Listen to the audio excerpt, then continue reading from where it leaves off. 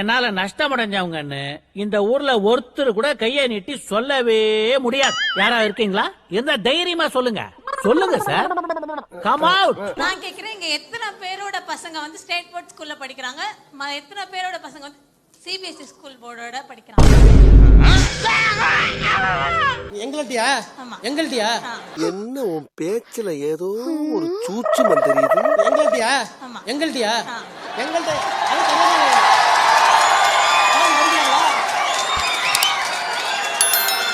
இல்ல இல்ல இல்ல இல்ல. எப்படிடா தப்பிக்க போற? தான் சொன்னேன், நல்ல கேள்வி. தயவு பண்ணி நல்ல கேள்வி. ஒரு 5 நிமிஷம் செலவு பண்ண தப்பு இல்ல. நல்ல கேள்வி. இது ஒரு நல்ல கேள்வி. பதில சொல்றா. சென்ட்ரல் போர்ட் நல்ல கேள்விமா. இது வந்து அதாவது இந்தி வேணாம்னு சொல்றீங்களே, உங்க வீட்டு பிள்ளைங்க எல்லாம் இந்தி படிக்குதுன்னு கேட்பாங்க. அது மாதிரியான கேள்வி. நல்ல கேள்வி. நல்ல கேள்வி. நல்ல கேள்வி. நல்ல கேள்வி. கேட்ட பையன் சார் இந்த பால்சாமி. தொலைக்காட்சி விவாதங்கள்ல கோவை சத்தியன் வந்தால் இனிமேல் திமுகவில் யாரும் விவாதத்துக்கு வரமாட்டார்கள் அப்படின்ற மாதிரி செய்தியை பார்த்தேன். பானே, ஒன்னு இந்த வீட்டுல அவன் இருக்கணும், இல்ல நான் இருக்கணும். நானே இருந்துக்கிறேன், அவர் வெளியே போக சொல். சார் நீங்கள் வர வந்தால் நாங்கள் வந்து வரமாட்டோம்னு சொல்லி திமுக வந்து சொல்கிறாங்க. இல்லை சார், அவர் வந்தால் அவருக்கு ஏற்ற மாதிரி பேசுறதுக்கு எங்கள்கிட்ட ஆள் இல்லை, இப்போ தான் தயார்படுத்திட்டு இருக்கோம், அதனால அவர் வந்தால் நாங்கள் வரமாட்டோம், நீங்கள் ஆளை மாற்றுங்கன்னு சொல்லி அழுத்தம் கொடுத்து மாற்ற சொல்கிறாங்க சார். அப்படி இது எக்ஸ்ட்ரா யாரோ சொல்லியிருக்காங்க. திமுக சார் பேசிய வளர்ந்த இயக்கம் தானே சார். இதெல்லாம் நம்புற மாதிரியாங்க இருக்குது.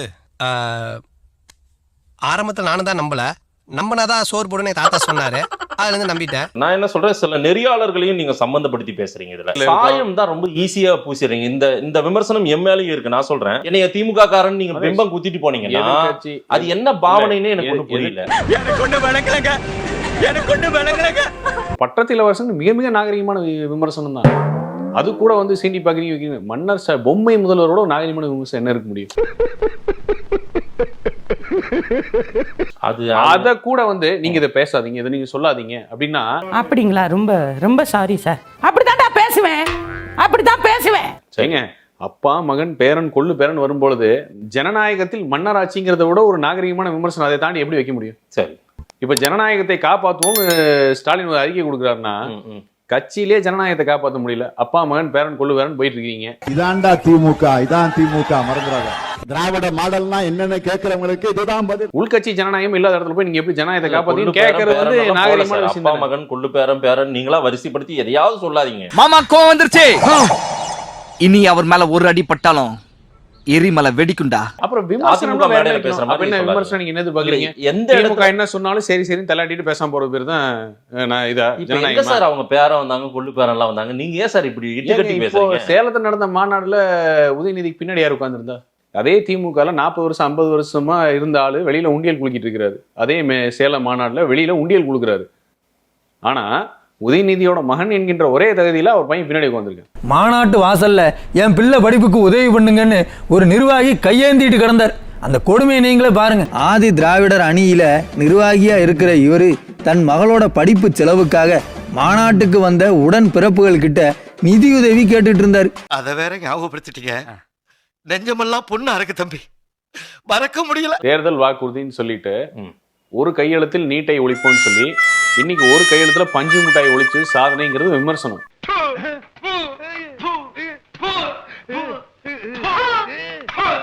50 லட்சம் கையெழுத்து வாங்கிட்டீங்களா நீட்டுக்கு? அப்படியே 2 தடவை உச்ச நீதிமன்றத்துல வாய்தா வாங்கினீங்க. அந்த வழக்காடு மன்றத்துல வழக்கு வரும்போது ஏன் வாயை மூட்டு வாய்தா வாங்கினீங்க? இது வரைக்கும் நீங்க போற காரியம் ஏதாச்சும் விளங்குறாடா? பஸ்ல இருந்து பஞ்சாயத்து வரைக்கும் செருப்படி வாங்குறீங்களே, அப்புறம் எதுக்குடா உங்களுக்கு இன்னும் இந்த வரட்டுக்கு வருவான்? அதே மக்கள்கிட்ட சொல்ல மாட்டேங்கிறீங்க. அப்பா ஒரு கையெழுத்துல போயிருன்னு சொல்லிட்டேன், எங்க அப்பா கையெழுத்து போடுறது மறந்துடுச்சு, 3 வருஷம் கையெழுத்து எப்படி போடுறதுன்னு தேடிட்டு இருக்கிறாரு. ஒற்றை கையெழுத்தில் நீட்டை விளக்குவோம், நீட்டை ஒழிப்போம் சொன்னீங்க. ஏன் உங்க அப்பாக்கு இன்னும் ஒரு எழுத்து போட தெரியலையா? யாரு துண்டு சீட்ல எழுதி கொடுக்கலையா ஒரு கையெழுத்து இப்படிதான் போடணும்னு? அடுத்தது வந்து 50 லட்சம் கையெழுத்து வாங்கிட்டோம், இல்ல 75 லட்சம் கையெழுத்து வாங்கிட்டோம், அதை கூட மாநாட்டுல தூக்கி போட்டோம், குப்பையா போட்டோம். இல்ல குப்பையோட எல்லாம் போடல இருங்க. 80 லட்சம் கையெழுத்து இயக்கத்தை நடத்தி கையெழுத்தை வாங்கி அதன் மூலமாக நீட் தேர்வை ரத்து பண்ணுவோம் என்று சொன்ன திமுக அந்த 80 லட்சம் கையெழுத்து அட்டைகளையும் தபால் அட்டைகளையும் நேற்று வந்து காட்சிப்படுத்தியிருந்தாங்க. பகல்ல காட்சிப்படுத்தியிருந்தாங்க. இரவு 8 மணிக்கு மேல மாநாடு முடிஞ்ச பிறகு அந்த 80 லட்சம் அந்த நீட் தேர்வு அட்டைகள் எங்க தெரியுமா போச்சு? குப்பை தொட்டிக்கு போச்சு. பொய் சொன்னான்னு சொல்லுவான், நீங்க பாத்துட்டு அப்புறம் வாங்க.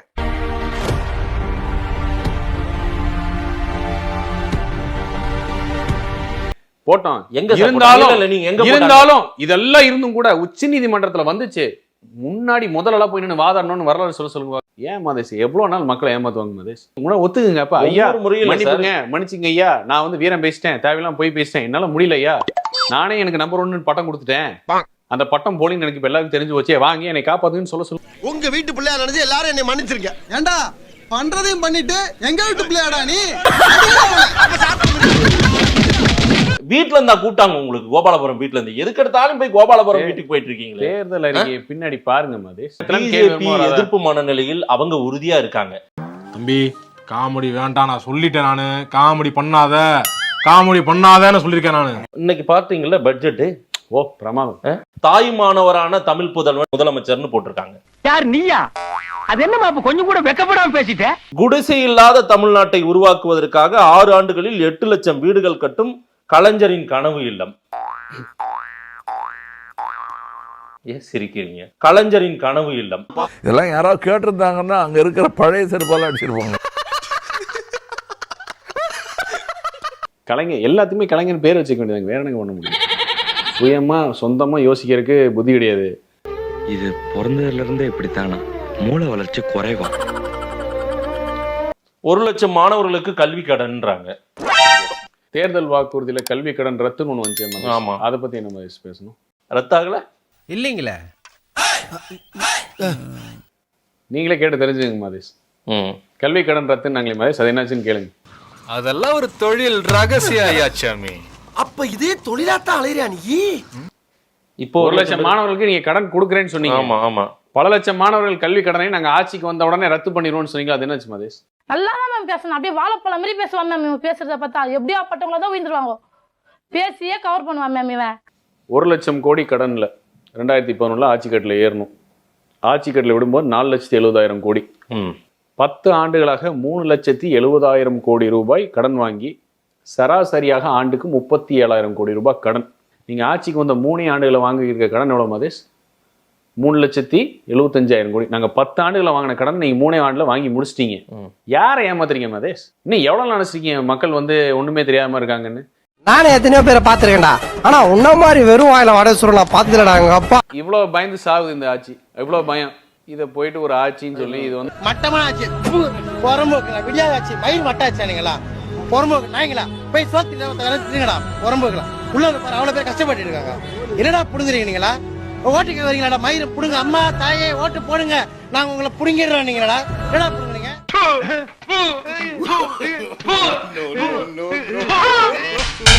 நீ கேட்ட ஒவ்வொரு கேள்வி என்ன செருப்பால் அடிச்ச மாதிரி இருக்குடா. மாதிரி இல்ல, உண்மையிலே செருப்பால தான் அடிச்சது. கருணாநிதியின் பேர் வச்சா இப்படிதாங்க. எப்போ உரிமை தொகைன்னு கருணாநிதியின் பேர் வச்சிங்களோ 1.25 கோடி பெண்களுக்கு உரிமை போச்சு. 1000 ரூபாய் வாங்குற உரிமை கருணாநிதியின் பேர் வச்சோடனே போச்சு.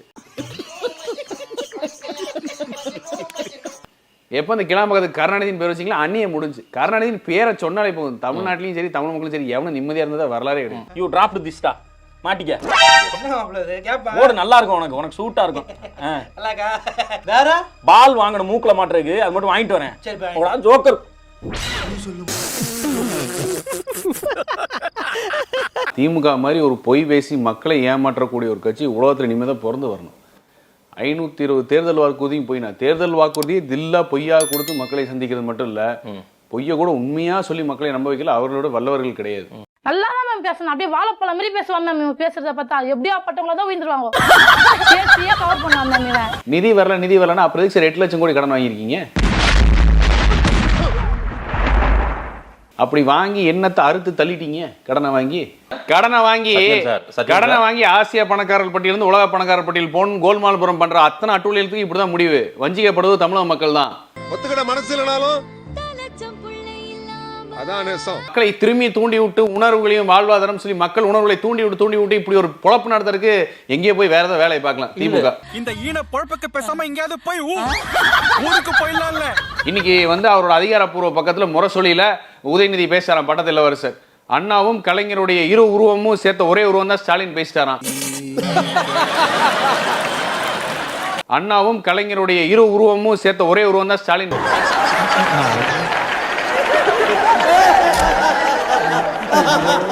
தம்பி காமெடி வேண்டாம், நான் சொல்லிட்டேன். நானு காமெடி காமெடி பண்ணாதேன்னு சொல்லியிருக்கேன் நானு.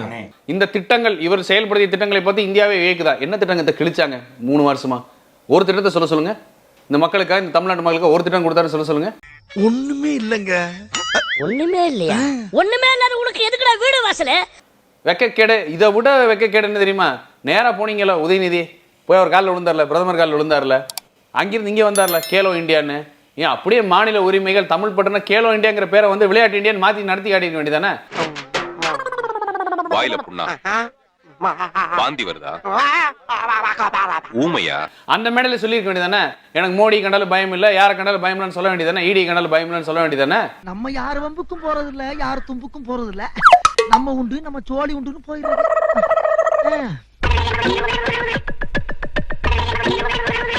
தமிழ் மக்களின் உரிமை, இந்த மொழி முக்கியம் அப்படிங்கறத கேலோ இந்தியா நீங்க வைக்க முடியாது, இங்க விளையாட்டு இந்தியா வைப்போம்னு சொல்ல வேண்டியதானே?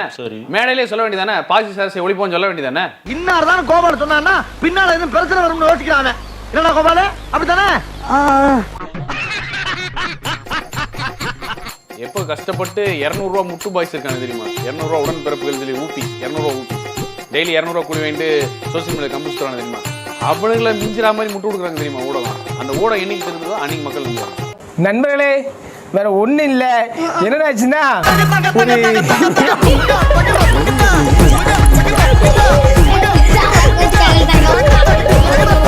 அவ்வளவுதான் காட்ட முடியும், அதுக்கு மேல காட்ட முடியாது. மத்த கம்பெனிகள் காட்டலாம், ஆனா எங்க கம்பெனி காட்டாது. இந்த வீடியோ பிடித்து இருந்தால் சேனலை சப்ஸ்கிரைப் செய்யவும், ஏதாவது குறைகள் இருந்தால் கமெண்டில் போடவும், அப்புறம் மறக்காமலே போட்டிருந்த வரட்டாமாம் வீடுறதை வரண்டா Chinnasamy. Hey guys, this is your editor. Video பிடிச்சிருக்குன்னு நினைக்கிறேன். ஸோ பிடிச்சிருந்தா ஒரு லைக் பண்ணிடுங்க, அண்ட் கமெண்ட் செக்ஷனில் ஒரு ஹார்ட்டிங் அல்லது ஒரு ஸ்மைல் தெரிக்க விடுங்க பார்ப்போம். இப்ப எனக்காக நீங்க ஒரு குத்து குத்துனா குறைஞ்சா போயிருவீங்க. சரி பாசக்கரப்ப ஒரே ஒரு குத்த குத்தி விட்டு போவோம். வாடாங்க.